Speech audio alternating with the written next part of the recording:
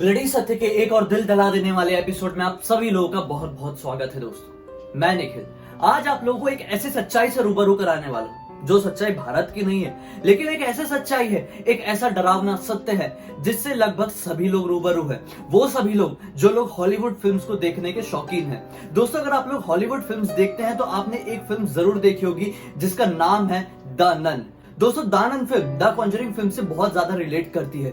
दरअसल the Conjuring film में अक्सर एक ऐसी नन को दिखाया जाता था जो लॉरेन वॉरेन के आसपास ही दिखती थी और उसे बार बार सताया करती थी। दोस्तों, द नन फिल्म में इसी नन की कहानी दिखाई गई है। और दोस्तों, क्या आप लोग ये जानते हैं कि द कॉन्जरिंग फिल्म एक सत्य घटना पर आधारित फिल्म थी जिसमें दिखाए गए दो कैरेक्टर, जिसमें लीड कैरेक्टर थे एड वॉरेन और लॉरेन वॉरेन, इस दुनिया के सबसे ज्यादा खतरनाक पैरानॉर्मल एक्सपर्ट माने गए हैं। इस दुनिया के कोई भी ऐसे शैतान नहीं है जो इनसे बच सकते हैं और इन्हीं के केसेस में से एक बहुत खतरनाक केस के ऊपर फिल्म बनाई गई थी the Conjuring. The Conjuring film के बारे में मैं अपना पूरा रिव्यू, पूरी सच्चाई बता चुका हूं। अगर आप लोगों को जानना है द कॉन्जरिंग फिल्म के बारे में, उसके पीछे छुपी हुई सच्चाई के बारे में, तो आप लोगों को मैं लिंक दे दूंगा इस वीडियो के डिस्क्रिप्शन बॉक्स में। उस लिंक को क्लिक करके आप उस वीडियो को देख सकते हैं। आप लोगों को पूरी सच्चाई पता चल जाएगी कि द कॉन्जरिंग के पीछे का सच क्या है। दोस्तों, आज के इस वीडियो में मैं आप लोगों को द नन फिल्म के बारे में बताने वाला हूं। द नन फिल्म कुछ ही टाइम पहले हॉलीवुड में रिलीज हुई थी और ठीक ठाक बिजनेस कर ली थी, लेकिन उस फिल्म के अंदर कितनी सच्चाई थी वो मैं आज आप लोगों को बताऊंगा। उसके पीछे की कहानी क्या थी वो मैं आप लोगों को बताऊंगा। और इसके साथ साथ मैं आप लोगों को बताने वाला हूं वालक नाम के एक राक्षस के बारे में। क्रिश्चियन माइथोलॉजी में एक राक्षस का जिक्र है, एक इविल, एक डायमन का जिक्र है जिसका नाम था वालक। उसके पीछे की कहानी क्या है, उसी को लेकर ये फिल्म बनाई गई थी। तो मैं आज आप लोगों को सब कुछ क्लियर करने वाला हूं। लूसीफर के बारे में भी आप लोगों को जानकारी देने वाला हूं। अगर आप लोगों को जानना है ना इसके बारे में डिटेल में, बहुत ही खतरनाक वीडियो बनने वाला है यार। जानना है ना तो बने रहो मेरे साथ अंत तक। दोस्तों, सबसे पहले इस वीडियो में मैं डिस्कस करूंगा कि द नन फिल्म में एक्चुअली क्या दिखाया गया था। अगर आप लोग नहीं जानते हैं तो आप लोग जान जाएंगे। द नन फिल्म की शुरुआत होती है कार्टा मॉनेस्ट्री नाम के एक मॉनेस्ट्री से जो कि रोमानिया में स्थित है। ये बात है 1952 के आसपास की। दरअसल 1952 के आसपास एक नन ने इस मॉनेस्ट्री के सबसे ऊंचाई वाले हिस्से से छलांग लगाकर अपनी जान दे दी थी। और फिर लोगों का ये माना जाने लगा था कि उस मॉनेस्ट्री में एक नन का वास हो गया है जो समय समय पर लोगों के सामने आती है और उनके साथ बुरा बर्ताव करती है, लोगों की जान लेती है, लोगों को डराती है। ऐसी सिचुएशन पैदा हो गई थी। और फिर उसी केस की छानबीन करने के लिए एक बड़े चर्च के प्रीस्ट और एक ऐसी लड़की को बुलाया जाता है जो नन बनने ही वाली थी। वो दोनों इसी मॉनेस्ट्री में जाते हैं और ये पूरी केस की छानबीन करते हैं। इस केस की छानबीन के दौरान उन्हें ये पता चलता है कि वो नन कोई और नहीं बल्कि वालक नाम का एक डेमन है जिसका जिक्र हमारे क्रिश्चियन माइथोलॉजी में मिलता है। दोस्तों, ये फिल्म में दिखाया जाता है कि वो नन यानी कि वालक से लड़ाई करते हैं, उसको हरा देते हैं और सब कुछ ठीक हो जाता है जैसे हर एक फिल्म में होता है। लेकिन क्या इसके पीछे कुछ सच्चाई थी? दोस्तों, मैं आप लोगों को बताऊंगा कि द नन फिल्म के पीछे कुछ भी सच्चाई नहीं थी। दरअसल द नन फिल्म बनाने का आइडिया डायरेक्टर राइटर को बहुत पहले से आ गया था।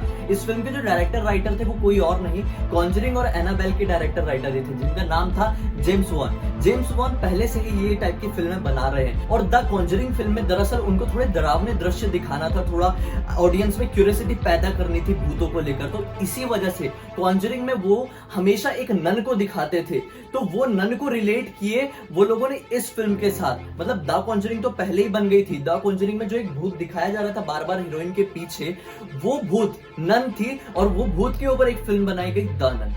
दोस्तों, भले इस फिल्म के अंदर कोई भी सच्चाई नहीं है, रियल स्टोरी नहीं है, लेकिन क्या आप लोग ये जानते हैं कि द नन जो थी, जो नन थी, वो जो भूत था, उसका जिक्र कैसे किया गया, वो कैसे कैरेक्टराइज किया गया, मैं आप लोगों को बताता हूँ। दरअसल दोस्तों, रियल लाइफ में जो लॉरेन वॉरेन थी ना, उसके अंदर कुछ ऐसी शक्तियां थी जिसकी मदद से वो दूसरी दुनिया की शक्तियों को, दूसरे दुनिया के लोगों को देख सकती थी, पैरेलल यूनिवर्स के लोगों को देख सकती थी और इसी वजह से उसे भूत प्रेत डेमन्स दिखाई देते थे। रियल लाइफ में भी उसे अक्सर एक ऐसा डेमन दिखाई देता था जो कि ब्लैक हुडेड, जैसे इसको हुड बोलते हैं, तो वो ब्लैक हुडेड रहता था, वो कुछ ऐसा रहता था। जब कभी भी कहीं डरावने केस, ऐसे भूतिया केस होते थे और वहां पर ये लोग अगर सॉल्व करने जाते थे ना, तो लॉरेन को हमेशा फील होता था कि वो ब्लैक हुडेड भूत उसके आसपास है।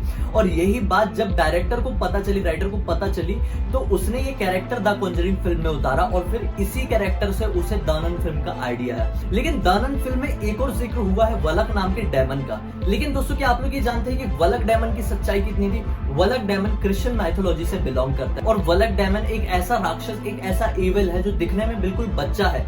उसके दो पंख हैं और वो एक ऐसे ड्रैगन की सवारी करता है जिसके 2 सर हैं। दोस्तों ये दिखने में तो बिल्कुल बच्चा है, लेकिन बहुत सारे लोगों की ये मान्यता है कि ये वहां का मतलब नर्क का राजा है। बहुत सारे लोग ये मानते हैं, और बहुत सारे लोग ये मानते हैं कि लूसीफर नर्क का राजा है। लेकिन सच्चाई कितनी है ये तो नर्क वालों को ही पता होगा।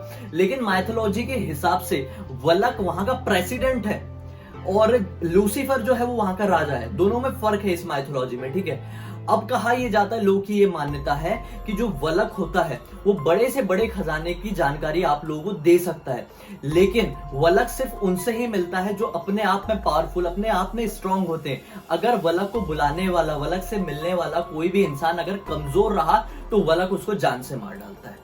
अब लूसीफर के पीछे की कहानी कुछ और है। लूसीफर शैतान है जो यीशु मसीह से, जो अल्लाह से रिलेट करता है। उसके पीछे की एक अलग स्टोरी, उसके लिए मैं एक सेपरेट वीडियो बनाऊंगा। अगर आप लोग चाहते हैं तो मुझे कमेंट सेक्शन में बताइए कि आप लोगों को लूसीफर के बारे में जानना है या इब्लीस के बारे में जानना है।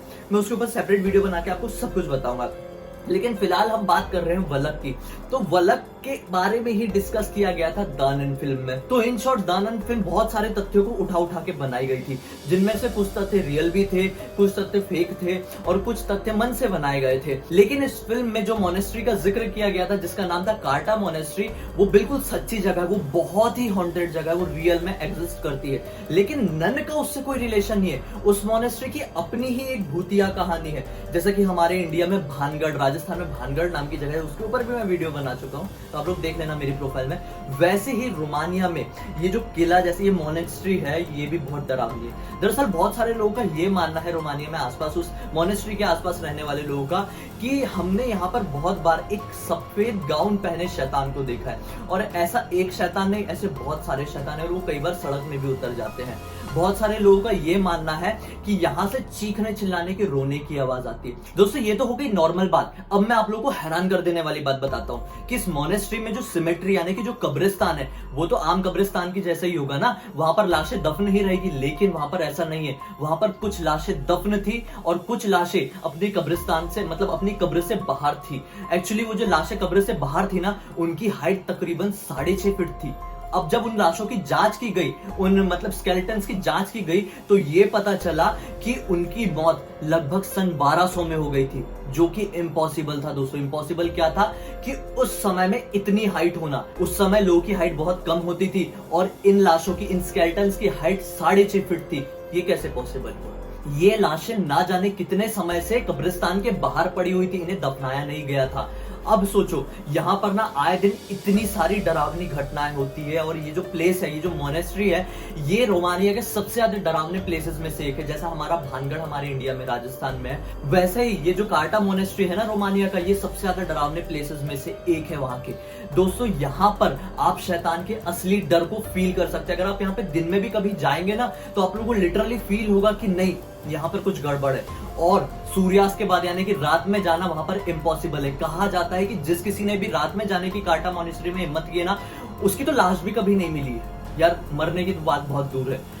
दोस्तों आप लोग ये विश्वास नहीं करेंगे कि बहुत सारे लोगों का ये मानना है कि वहां पर वलक आज भी आता है और वहां से ही सारी इविल स्पिरिट्स को ऑर्डर देता है। तो दोस्तों मुझे यकीन है कि आप लोग ये समझ ही गए होंगे कि दानन फिल्म में दिखाए जाने वाले हर एक तथ्य रियल नहीं थे, लेकिन उनसे जुड़ी हुई जो कुछ कैरेक्टर्स थे वो रियल थे। जैसे कि वलक नाम का वो डेमन, जैसे कि वो मोनेस्ट्री जिसका नाम था कार्टा मोनेस्ट्री, जो आज भी रोमानिया में बहुत हॉन्टेड है। अगर आप लोगों को मौका मिले लॉकडाउन खत्म होने के बाद रोमानिया जाने का, तो उस मोनेस्ट्री में अपने रिस्क पे जरूर जाइए और वहां पर मजा लीजिए थोड़े हॉन्टेड प्लेसेस का। मेरे इस वीडियो को ज्यादा से ज्यादा शेयर कीजिए अपने फ्रेंड्स के साथ, अपने फैमिली मेंबर्स के साथ, जिनको ऐसी चीजों पर बहुत ज्यादा इंटरेस्ट है, उनको भी इंफॉर्मेशन मिल सके कि भूत प्रेत भाई इंडिया में ही नहीं बाहर भी होते हैं और बहुत खतरनाक वाले होते हैं कि जो लोगों को गायब भी कर देते हैं। मेरे साथ इसी तरह से जुड़े रहिए, क्योंकि मैं डेली आप लोगों को इसी तरह के हैरान कर देने वाले वीडियोस दिखाता हूं। आप लोगों का कभी कभी मनोरंजन करता हूं और आप लोगों को कभी कभी थोड़ा डरा देता हूं। अगर आप लोगों के मन में भी कोई ऐसे टॉपिक आते हैं ना, जिसे आप लगता है कि मैं अपने वीडियो में लोगों तक पहुंचाऊं, लोगों को अपने वीडियोस के जरिए आपके उस टॉपिक के बारे में इंफॉर्मेशन दूं, तो आप लोग वो अपने टॉपिक, अपने सुझाव मुझे इंस्टाग्राम में डीएम कर सकते हैं। मैं अपने इंस्टाग्राम की आईडी आप लोगों को अपने डिस्क्रिप्शन बॉक्स में डाल दूंगा। वो लिंक पे आप लोग क्लिक करेंगे और वहां पर इंस्टाग्राम में पहुंच जाएंगे। डीएम करो, वहां पे जुड़े रहेंगे, बहुत सारे सुझाव एक दूसरे से एक्सचेंज करेंगे। जाते जाते बेल आइकन को भी दबा देना और चैनल को सब्सक्राइब कर देना। मैं जब भी नए वीडियोस लाऊंगा ना, आप लोगों को नोटिफिकेशन मिल जाएगी बेल आइकन दबाओगे तो। चलो चलते हैं, थैंक यू।